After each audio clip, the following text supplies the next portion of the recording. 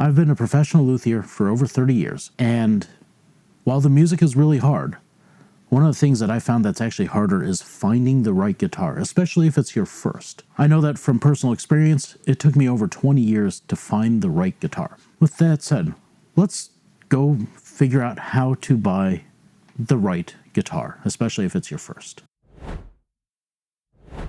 So when you are buying your first guitar, one of the biggest things that you have to worry about or look for in your first new guitar or first guitar period is the setup.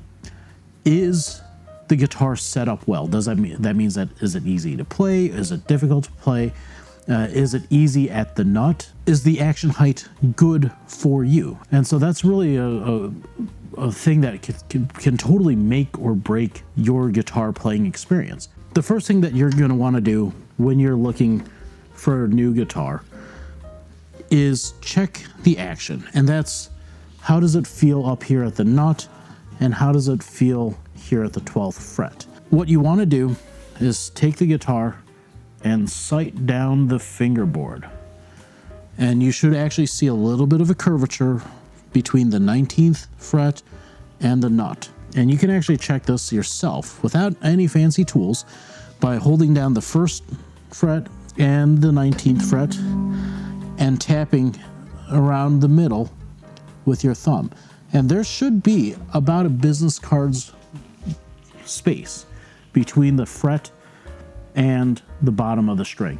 That is a good amount of relief, allowing you to get the strings lower to the neck, making it easier to play. So the numbers that we're looking for are going to be about 3 to 4 millimeters, maybe a little bit over on the 6th string or the low string, and 2.5 to 3.5, maybe up to 4 on the 1st string. And those numbers are just general guidelines. I've set them up much higher, I've set them up much lower, but those are the numbers that most people find the most comfortable to play. So if I don't know and I'm building a guitar for somebody, that's kind of what I aim for. Now, at my shop, one of the things that I can do very quickly and easily is to replace the nut itself, changing the string width. So sometimes people have a specific spacing that they like, and if they like the guitar, but the spacing is wrong, I can fix that. And then likewise, I can always adjust the saddle height of every guitar. And these are things that I commonly do for most guitars when they come through my shop. So I'm adjusting the nut height to the 1st fret and the action height so that way they play as good as they can play. I reject about half of the guitars that come to my shop for consignment because they don't meet my baseline criteria. So I've gone over every single guitar in my showroom to make sure that they play as good as they can play. Don't fight your instrument. Your instrument should not be difficult to play, even if you are a beginner. I see far too many people just starting saying, well, I don't need to do this, I'm just starting. And then they get frustrated and they quit. And the last thing I want to do is have you quit because your guitar is difficult to play. The music should be difficult, not the guitar. This is cedar. It tends to be a little bit on the sweeter side, and some say it takes a little bit longer to break in. I've heard some of these where they're kind of brilliant, but in reality, just play the guitar. And if you're starting out, don't worry about it.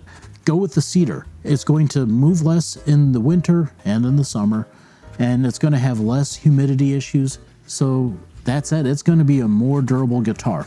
Almost as durable as a laminated top guitar, and that I had to look long and hard to find something laminated in my shop. But this is a really nice, warm sound, great durability, and it'll last a lifetime.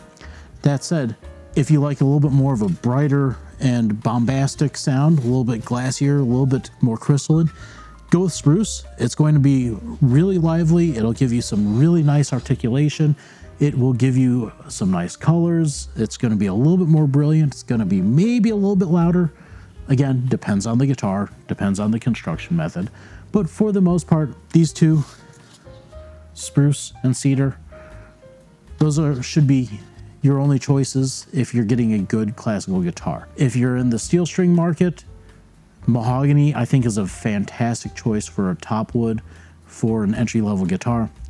I really like the sound of mahogany. It's a sweet guitar. I like the sound of a mahogany guitar better than the spruce and rosewood counterparts, especially at the lower levels. It's a more forgiving material. So by taking into consideration, and oh, by the way, welcome to my showroom where I have many guitars here. That's why I've been doing this for a while, and I'm kind of passing on my knowledge to you. How much should you spend on a guitar? Well, in my world, I really think that you should be spending, like 10 grand. But realistically, for a first guitar, I don't think that you should have to go crazy. You can find a really, really nice guitar for $800 or so dollars. That is enough so that way you can kind of take it more seriously. If you're spending $100 on a guitar, that's not a guitar. It's a guitar-shaped object. It kind of plays guitar-y notes. It kind of does guitar-y things. But anytime that you have to do any repair to a guitar of that cost level, you might as well just throw it away and get another guitar. If it cracks, the cost of the repair is going to far exceed the value of that instrument. I generally try to steer people away and into something that's kind of minimum $700-800. Now, it sounds like it's kind of crazy to get up to $10,000 at that point, but at my shop, at least, I allow people to trade in their guitars. As long as they keep them in relatively the same condition, they can trade in and only be out the difference between the guitar that they had to their new guitar. So I've actually got a few clients that work their way up to $15,000 guitars, being no more than about $3,000 out of pocket at any one step. So it's possible you can do that. It's pretty nice to have a good guitar that you bought in little segments. And as your skill level improves, you're gonna feel a lot more comfort in the guitar as you get into the higher price points. And sometimes you're gonna go into a place, you're not gonna find something that you like. That's perfectly okay. The important thing is that you feel comfortable and you feel that that guitar calls to you. I can also tell you that a guitar that is closer to that $800 or $1,000 or $1,200 mark, especially if you buy it used, if you decide that you don't like it, you can sell it for about the same amount of money and not be out a whole lot, if anything. So it's a fairly safe way to give this a try. Whereas if you buy that $200 or $300 guitar new, those are like a new car where they lose like half of their value as soon as you get it home and it becomes a used guitar. So that's really something to consider as well. If we have to be careful. If you don't like it, that's fine. It's not for everybody. Like I said, music's hard. You don't want to lose money on an attempted hobby. So spending a little bit more sounds counterintuitive, but it's actually more economical in the long run. You should always try to find a guitar shop that has a luthier on staff. If not me, another one. As a trained luthier, I can look at something, and this is a guitar that I made not terribly long ago, and in fact, you watched this guitar get made, and if not, there's a list of them here, of the videos here.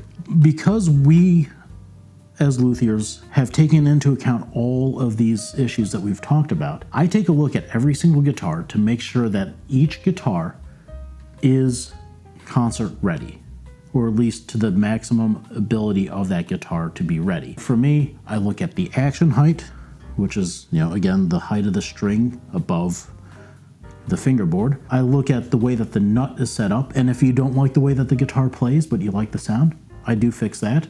And I can also look and see if there's been previous repairs done, or if there's repairs that need to be done, and I can always advise on how to take care of that. With that said, I look over every single guitar that comes in. It's on my website, has undergone the process of having the nut adjusted if it needs it, sometimes it doesn't, having the fingerboard cleaned, new strings, and making sure that the action height is proper.